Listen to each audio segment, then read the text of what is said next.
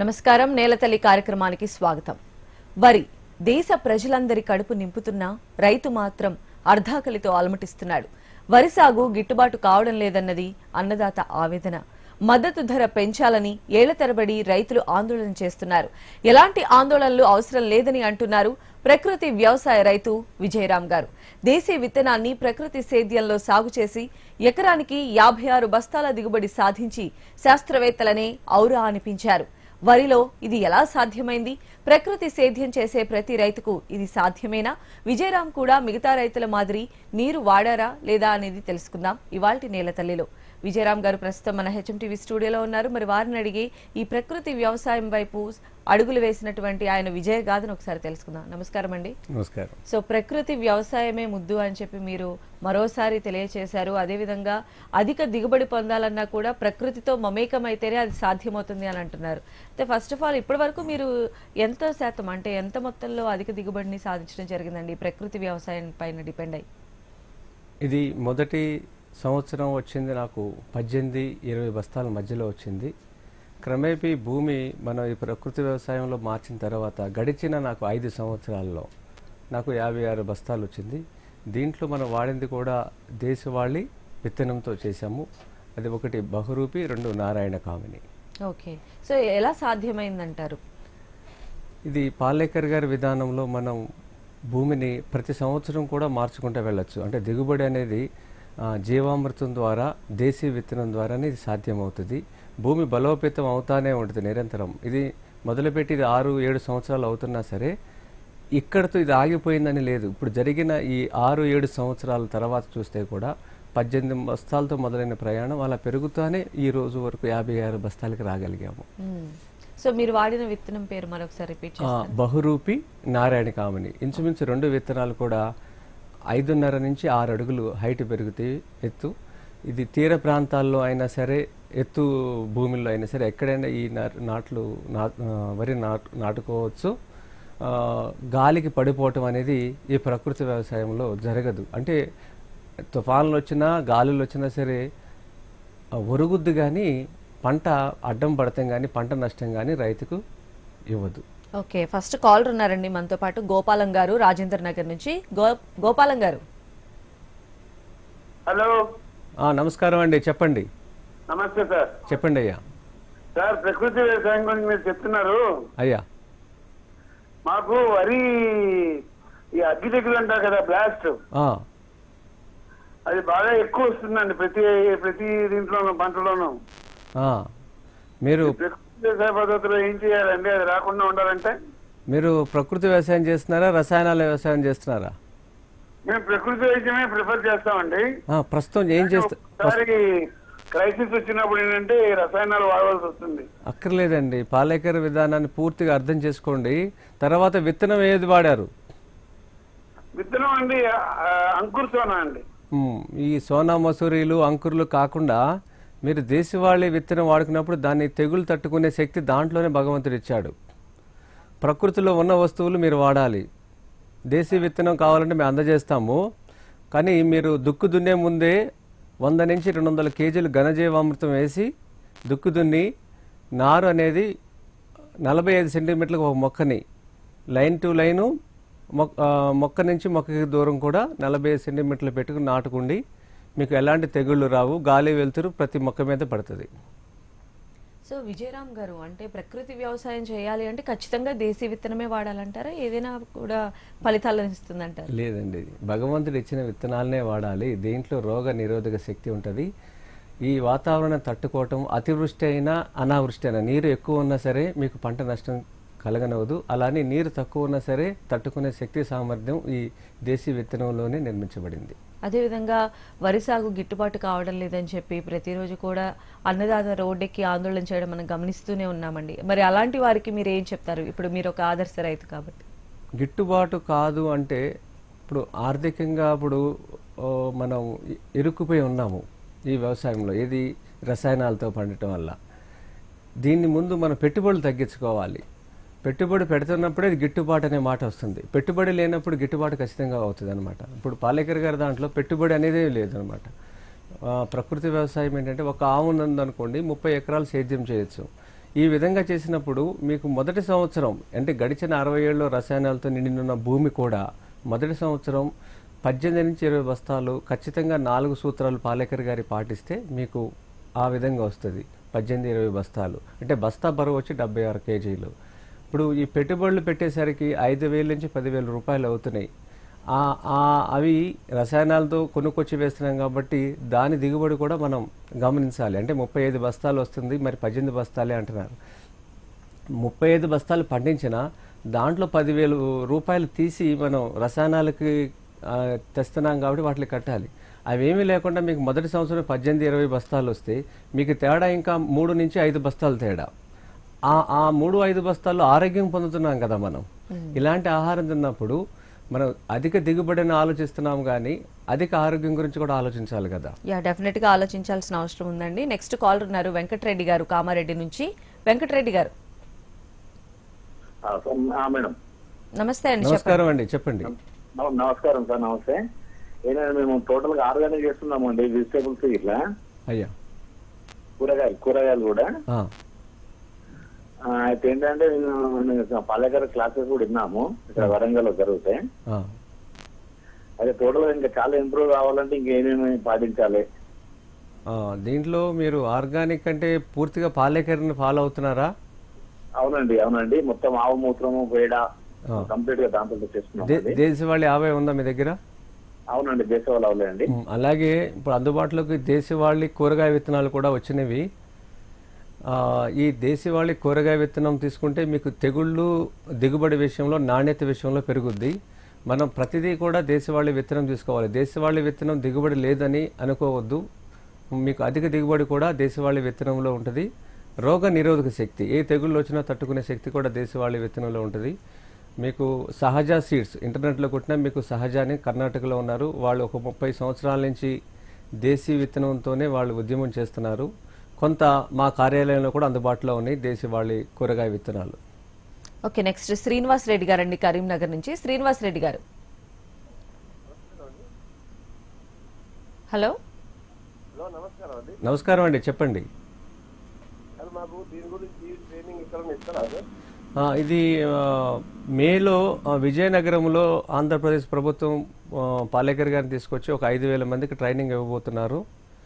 మీరు ఆ సమాచారం త్వరలో అందజేస్తారు. దాన్ని బట్టి మీరు అది 9 రోజుల కార్యక్రమానికి వస్తే చాలా విషయాలు మీకు అర్థమవుతాయి. సో అలానే ఓకే, నెక్స్ట్ ప్రభాకర్ రావు గారు ఉన్నారండి శ్రీకాకుళం నుంచి. ప్రభాకర్ రావు గారు నమస్కారం అండి. ప్రకృతి పద్ధతిలో వ్యవసాయం చేయడానికి నిర్ణయించుకున్నాం సార్. ఇప్పుడు దేశీయ ఆవులంటే నాటు ఆవులు అంటారా, లేకపోతే గిర్రు ఇలా జాతులు తీసుకురమ్మంటారా? తర్వాత ఈ కలుపు నివారణ కోసం 30 రోజుల లోపల కలుపు నివారణకి ఏ పద్ధతులు ఉపయోగించాలి, కూలీల ఖర్చులు గట్రా ఎలా ఉంటాయి, మాకు వివరాలు చెప్పాలి సార్. నాటు ఆవు అంటే స్థానిక ఆవు, జాతి ఆవు అంటే బ్రీడ్, ఒంగోలు, గిర్రు అనేది ఒక్కొక్క ప్రాంతంలో భగవంతుడు మనకి నాటు ఆవులు ఇచ్చాడు, జాతి ఆవులు ఇచ్చాడు అనమాట. మూపురం అనేది రెండిట్లకి ఉంటుంది. స్థానికంగా ఉన్న ఆవులతో మీరు సేద్యం చేయండి. మూపురం ఉండాలి అంతే మొత్తానికి. మూపురం ఉన్నదానికి ఖచ్చితంగా గంగడోలు ఉంటుంది. దీనికి సంబంధించిన పేడ మూత్రంలో చాలా ఔషధ గుణాలు ఉన్నవి. ఈ ఆవు మీరు తీసుకోండి, దగ్గరలో ఎక్కడ సరే మీకు అంగడిలో ఉంటే అక్కడ ఈ ఆవును తీసుకోవడం మంచిది. సో విజయరామ్ గారు, అంటే ప్రకృతి వ్యవసాయం వైపు మళ్ళాలి అనేటువంటి ఆలోచన మీకు ఎప్పుడు కలిగిందండి? ఇది 2010 డిసెంబర్లో పాలేకర్ గారు ఒక ప్రధాన పత్రికలో ఆ వార్తా కథనం చూసిన తర్వాత అప్పటి వరకు నాకు వ్యవసాయం అనేది తెలియదు. ఆ వార్తా కథనంతో స్ఫూర్తితో నేను ఆయన శిబిరానికి వెళ్ళి విని భూమి కొని అప్పటి నుంచి నేను సేద్యం చేస్తూ ఉన్నాను. ఓకే, సో నెక్స్ట్ కాల్ ఉన్నారండి చెంగల్రావు గారు. చెంగల్రావు గారు సార్ నమస్తే. నమస్కారం అండి. సార్ మామూలుగా ఇప్పుడు వచ్చింది జెడ్బిఎన్ఎఫ్. నమస్తే చెప్పండి.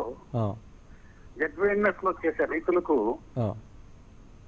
మామూలుగా క్లస్టర్స్ అనేది పెట్టారు, చేస్తున్నారు, అది ఇదవుతా ఉంది. ఆ క్లస్టర్స్ లో కూడా హలో అయ్యా వింటున్నాను, చెప్పండి.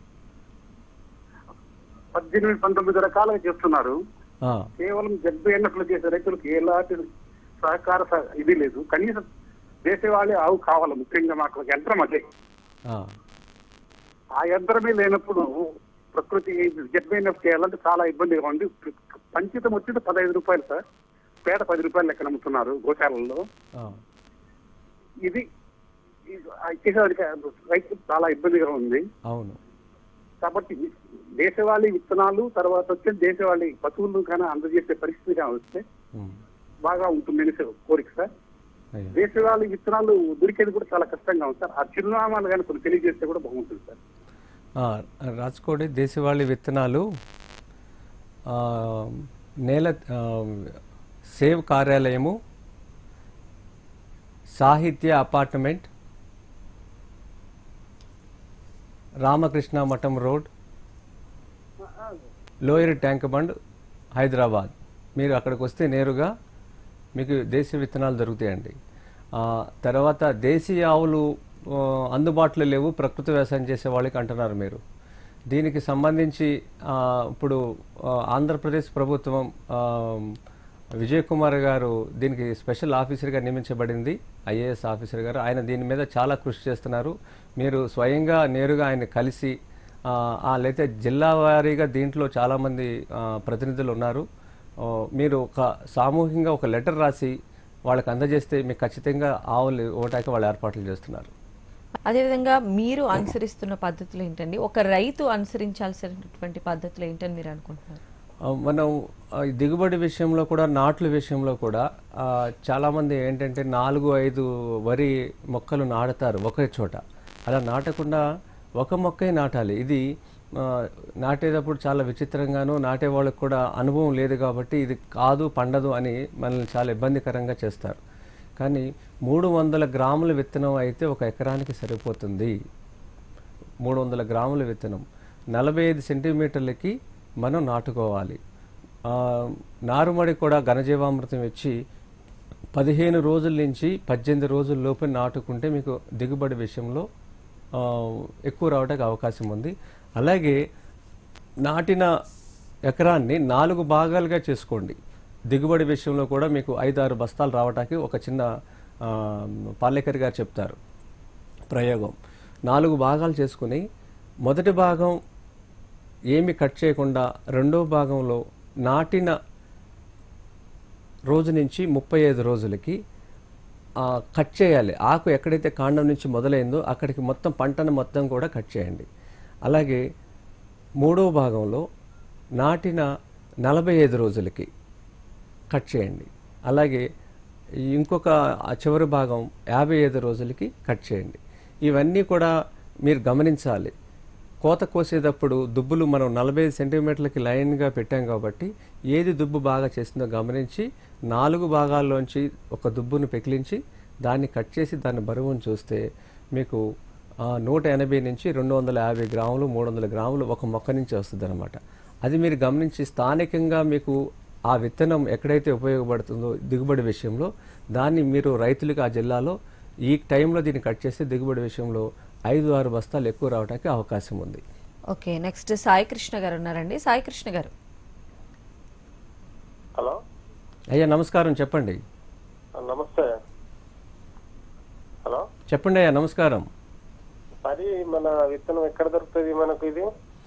ఇవి సేవ్ కార్యాలయం అని మీకు రామకృష్ణ మఠం రోడ్లో సాహిత్య అపార్ట్మెంట్ అని ఉందండి హైదరాబాద్లో, ఇందిరా పార్క్ పక్కన. అక్కడ మీకు విత్తనాలు దొరుకుతాయి. ప్రతి ఆదివారం 3 గంటల నుంచి 8 గంటల మధ్యలో మీరు రావాలి. విజయరామ్ గారు, అంటే నేలని సారవంతం చేసినప్పుడే ఆరోగ్యకరమైన పంట మన చేతికి వస్తుందంటారు. సో మీ అనుభవం ఏంటండి? మీరు చూసినటువంటి ప్రత్యక్ష నిదర్శనం ఏమన్నా? నేలని సారవంతం అంటే అసలు మనం అందరం బతుకుతున్నామంటే ముందు వైవిధ్యం అండి. మనల్ని ఇక్కడ ఈ భూమి మీద చక్కగా బతికించడానికి అనేక జీవరాశులు, మన కంటికి కనిపించిన సూక్ష్మజీవులు మేలు చేసేవి ఈ భూమిలో ఉన్నవి. మరి 60 ఏళ్ళు ఇవన్నీ పాడు చేసాం కదా, మరి ఇప్పుడు దిగుబడి విషయంలో మరి ఇప్పుడు ఏంటి అని మీకు ఒక సందేహం రావచ్చు. మళ్ళీ అలాంటి వాతావరణం, అలాంటి సూక్ష్మజీవులు మానవాళికి ప్రకృతికి మేలు చేసేవి ఇన్ని రకాల ప్రాణులున్న ఈ ప్రపంచంలో ఒక గోవు కడుపులోనే ఇది ఉంది. అంటే మళ్ళీ అలాంటి భూమి అలాంటి వాతావరణం గోవు కడుపులో ఉంది, అది పేడ రూపంలో. ఈ సృష్టి మొదలైనప్పుడు ఎలాంటి సూక్ష్మజీవులు మేలు చేసి ఉన్నాయో ఈ గడిచిన 60 ఏళ్ళు పాడు చేసినా కూడా 3 నెలల్లో భూమిని మళ్ళీ మనకు పూర్వవాయువుని తీసుకొస్తాకి గోవులోనే ఇవన్నీ ఉన్నవి. ఇది ఎప్పుడైతే మన జీవామృతం రూపంలో మనం దీన్ని కల్చర్ని డెవలప్ చేసి దాంట్లో ఉన్న బ్యాక్టీరియాని జీవామృతం రూపంలో 2 కేజీలు బెల్లం శనగపిండి ఇష్టం వల్ల దాంట్లో ఉన్న సూక్ష్మజీవులన్నీ కూడా ప్రతి 2 గంటలకి పెరుగుతున్నాయి. పెరిగి దీన్ని ఆ కల్చర్ని మన భూమిలో ఎప్పుడైతే వేసామో అవి మనకి మేలు చేయటానికి చాలా ఉపయోగపడుతున్నవి. జీవామృతం అనేది ఎరువు కాదు, కల్చర్ అన్నమాట. దాన్ని డెవలప్ చేసినప్పుడు మళ్ళీ మనం మన జీవితంలో రసాయనాలు పట్టుకోం కాబట్టి దిగుబడి అనేది ప్రతి సంవత్సరం మనకి పెంచేవి సూక్ష్మజీవులు, వానపాములు. ఈ వైవిధ్యాన్ని మనం కోల్పోయాం కాబట్టి తిరిగి మళ్ళీ ఇస్తాను, మీరు వృద్ధి చేసుకోండి అని చెప్తుంది అనమాట గోవు. ఇది ప్రకృతి వ్యవసాయంతోనే సాధ్యమవుతుంది. నెక్స్ట్ సురేష్ రెడ్డి గారు ఉన్నారండి కర్నూలు నుంచి. సురేష్ రెడ్డి గారు, హలో. హలో, నమస్కారం అండి, చెప్పండి. నమస్తే సార్, నా పేరు సురేష్ రెడ్డి సార్. చెప్పండి సురేష్ రెడ్డి గారు. సార్ అది ఇతర లెక్క దొరుకుతాయి సార్? ఇవి మీకు సేవ్ కార్యాలయం ఉందండి, రామకృష్ణ మఠం రోడ్లో, సాహిత్య అపార్ట్మెంట్, ఇందిరా పార్క్, రామకృష్ణ మఠం road, lower tank bund, Hyderabad. ప్రతి ఆదివారం 3 గంటల నుంచి 8 గంటలకి వస్తే మీకు విత్తనాలు, దాని వివరాలు చెప్పగలుగుతాం.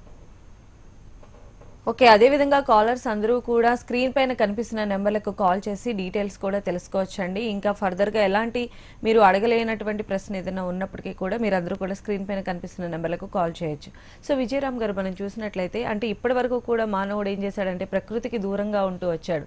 కానీ ఇప్పుడు అదే ప్రకృతి దగ్గరికి వెళితేనే మన మనుగడ ఉంటుంది అనేటువంటి విషయాన్ని తెలుసుకున్నాడు. సో ఇంకా కూడా ఈ అవేర్నెస్ రావాల్సిన అవసరం ఎంతో ఉందని మేము భావిస్తున్నాం. మీరేమంటున్నారు? చాలా ఉందండి.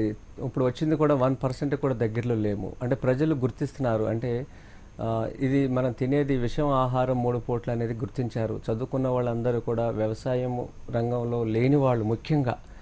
మొన్న ఏపీలో 3 రోజుల క్రితం సీడ్ ఫెస్టివల్ చేశాము. చేస్తే దూర ప్రాంతాల నుంచి వచ్చిన వాళ్ళల్లో 30-35 సంవత్సరం వయసు ఉన్న వాళ్ళు 80% మంది ఉన్నారు. అంటే వీళ్ళందరూ కూడా వ్యవసాయ అనుభవం లేదు, పొలాలు ఉన్నాయి, ఎవరో వాళ్ళ కౌలుకి ఇచ్చారు, తల్లిదండ్రులు చూస్తున్నారు. కానీ మేమంతా వెళ్ళి వ్యవసాయం చేస్తున్నాం అనేది గ్రహించారు. వాళ్ళున్న ఈ ఎలక్ట్రానిక్ మీడియా, సోషల్ మీడియా వీళ్ళందరూ కూడా దీన్ని పూర్తిగా ముందుకు తీసుకువెళ్తాకి చాలా తోడ్పాటు జరుగుతుంది. ఇలాంటి ఆహారం తిందాం అనుకునే వాళ్ళు ఒక నగరంలో ఉన్న వాళ్ళే కాదు, పట్టణాల్లో ఉన్నవాళ్ళు, గ్రామాల్లో ఉన్నవాళ్ళు కూడా ఎదురు చూస్తున్నారు. దీన్ని ఇప్పుడు ఈ ఉద్యమం మొదలైంది. కానీ ఈ పర్సంటేజ్ అనేది వేగవంతంగా జరిగితేనే భవిష్యత్ తరాలు పదిలంగా బతకగలుగుతాయి ఈ భూమి మీద. ఓకే, నెక్స్ట్ కోటేశ్వరరావు గారు ఉన్నారండి కృష్ణా జిల్లా నుంచి. కోటేశ్వరరావు గారు, నమస్కారం అండి. నమస్కారం అండి. ముందుగా హెచ్ఎంటీ వారికి అభినందనలు. ప్రకృతి సేద్యం మీద ఒక గైడ్ లాగా రైతులకు ఉపయోగపడుతున్నారు. Thank you so much. ఓపికగా సమాధానం చెప్తున్నారు సార్. మీరు కూడా విజయరామ్ గారు నమస్కారాలండి. నమస్కారం అండి. నమస్కారం సార్. మాకు ఈ విజయవాడ దగ్గర నందిగామ దగ్గర ఉంది కృష్ణా జిల్లా. అయ్యా, ప్రకృతి సేద్య విధానాల్లో మీరు చెప్పిన పద్ధతుల్లో ప్రాచీన వరి రకాలు ఏమైనా 1-2 రకాలు చేద్దామని సార్ ఇంట్రెస్ట్ గా ఉంది. ఖచ్చితంగా అండి. మీరు మీకు దగ్గర కృష్ణాలోనే మీకు వ్యవసాయ క్షేత్రం ఉంది. మాది పినగూడూరు లంక, విజయవాడ నుంచి 45 కిలోమీటర్లు మచిలీపట్నం వైపు. మీరు అక్కడికి వెళ్ళినా సరే ఈ దేశీయ విత్తనాలు మీరు తీసుకోవచ్చు, హైదరాబాద్ రాకుండా. అదేవిధంగా విజయరామ్ గారు, అంటే ఒక రైతు విత్తనం కొనుగోలు చేసిన దగ్గర నుంచి మొదలు దాన్ని మార్కెట్ చేసుకునేంత వరకు ప్రతి దశలో కూడా చాలా ఇబ్బందులు ఎదుర్కొన్నటువంటి పరిస్థితులు మనం ఇప్పుడు చూస్తూ ఉన్నాం. మరి ప్రకృతి వ్యవసాయం వైపు అడుగు పెడితే ఎలాంటి లాభాలు ఉంటాయి? రైతుకి ఇక్కడ ఈ విత్తనం కొనుక్కున్న దగ్గర నుంచి కూడా మార్కెట్ చేసుకునే వరకు ఎలాంటి వెసులుబాట్లు ఉండేటువంటి అవకాశం ఉంటుంది? ప్రకృతి వ్యవసాయం అనేది ఒక జీవన కళ అండి. మన విధ్వంసం అనేది ఉండదు. ప్రకృతి వ్యవసాయం అనేది ఒక అహింసా మార్గం, న్యాయబద్ధమైందనమాట. ఏ జీవికి ఇక్కడ మనం చంపే హక్కు లేదనమాట. ప్రకృతి వ్యవసాయంలో అన్ని జీవరాశులు బతుకుతాయి ఫస్ట్. దానివల్ల మనకి తెలియకుండానే ఆ జీవులకి మనం చోటు కల్పించాం, బతికే చోటు. దానివల్ల ఆ వైబ్రేషన్స్ కూడా మన పంటలోనూ మన దిగుబడిలోనూ సహకరిస్తాయి ఖచ్చితంగా. తర్వాత మార్కెట్ విషయం అనేది అసలు అవసరమే లేదండి. ప్రకృతి వ్యవసాయం చేస్తున్నప్పుడు ఒక చిన్న బోర్డు నమూనాని మీరు మీ గ్రామంలో మొదట, తర్వాత మీ పొలం దగ్గర చిన్న బోర్డు పెట్టండి. వాళ్ళందరికీ సెల్ ఫోన్లు ఉన్నవి. మేము విష రసాయనాలు వాడటం లేదు, ప్రకృతి వ్యవసాయం చేస్తున్నాము అని మీ రైతు పేరు, ఆ ఫోన్ నెంబర్ ఇస్తే మీరు పొలంలో లేనప్పుడు ఆ బోర్డు మాట్లాడుద్ది మీరు చేసే పని. ఈరోజు ఇలాంటి ఆహారం తిందాం అనుకున్న అందరూ ఎదురు చూస్తున్నారు కాబట్టి ఆ బోర్డు చూసి మీ దగ్గరికి వచ్చేవాళ్ళ సంఖ్య, మేము అందరికీ ఇదే సలహా ఇస్తున్నాం. మనం చేసే పని నలుగురికి అవగాహన కల్పించట్లేదు, మౌనంగా చేసుకుంటూ వెళ్తున్నాం. అట్లా కాకుండా దీనికి పెద్ద ఖర్చు ఏం కాదు. చిన్న బోర్డు పెట్టి ప్రతి ఊరిలోనూ గుడి ఉంది, బడి ఉంది. ఆ గుడి దగ్గరికి వెళ్ళి అయ్యవారికి, స్వామివారికి మీ ప్రకృతి వ్యవసాయం చేసి నైవేద్యం పెడితే ఖచ్చితంగా ఆ రుచి చూసిన వాళ్ళందరూ మిమ్మల్ని ఆ బియ్యం కావాలని అడుగుతారు. అలాగే బడి దగ్గరికి వెళ్ళి 5వ క్లాస్ నుంచి 10వ క్లాస్ వరకు ఆ యాజమాన్యంతో మాట్లాడి ప్రకృతి వ్యవసాయం యొక్క ఉపయోగాలేంటి, భవిష్యత్తులో మీరు ఆరోగ్యంగా ఉండాలంటే ఏం చేయాలనేది మీ వ్యవసాయ క్షేత్రానికి వాళ్ళని తీసుకురండి. తీసుకొచ్చి వాళ్ళకు చూపించండి. మొక్క అంటే ఏంటి, ఇది నీరు ఎంత వాడుతున్నాము, దిగుబడి ఎలా ఉంటుంది, వానపాములతో వ్యవసాయం చేస్తున్నాము, అది ప్రకృతి వ్యవసాయంతో అవుతుంది, గోవుతో ముడిపడి ఉంది అని వాళ్ళకి అర్థమయ్యే భాషలో మీరు చెప్పండి. చెప్పి ఒకరోజు మీ పంట వచ్చిన తర్వాత మళ్ళీ వాళ్ళందరినీ తీసుకొచ్చి చక్కగా వాటిలతో ఒక చిన్న భోజనం, ఒక ఆవు పెరుగుతో భోజనం పెట్టండి. ఆ భోజనం మాట్లాడుద్ది. మనం రోజు తినే భోజనానికి దీనికి ఉన్న తేడా. నేనైతే అదే ఆచరిస్తున్నాను. ఇలా ప్రతి సంవత్సరం నా పొలానికి ఒక 500 నుంచి 2000 మంది విజిటర్స్ వస్తారు. థ్యాంక్ యూ సో మచ్ అండి విజయరామ్ గారు. ఈరోజు మీ సక్సెస్ఫుల్ స్టోరీని మా అందరికీ కూడా తెలియజేశారు. ప్రతి ఒక్క రైతు కూడా ప్రకృతి వ్యవసాయం వైపు మళ్ళాలి అని చెప్పి ఆల్రెడీ ఆ బాటలో పయనించి ఎంతో సక్సెస్ అయినటువంటి వారు కూడా చెప్తూ ఉన్నారు. ఇది ఇవాళ స్పెషల్ నేలతల్లి కార్యక్రమం. ఈ రోజు కార్యక్రమంలో కాల్ కలవలేదు, మేము ప్రశ్న అడగాలనుకున్నాము అడగలేకపోయాము అని చెప్పి చింతించాల్సిన అవసరం లేదండి. స్క్రీన్ పైన కనిపిస్తున్న నెంబర్లకు కాల్ చేసి మీ డౌట్స్ అన్ని కూడా క్లారిఫై చేసుకోవచ్చు. ఇది ఇవాళ నేలతల్లి కార్యక్రమం. నమస్తే.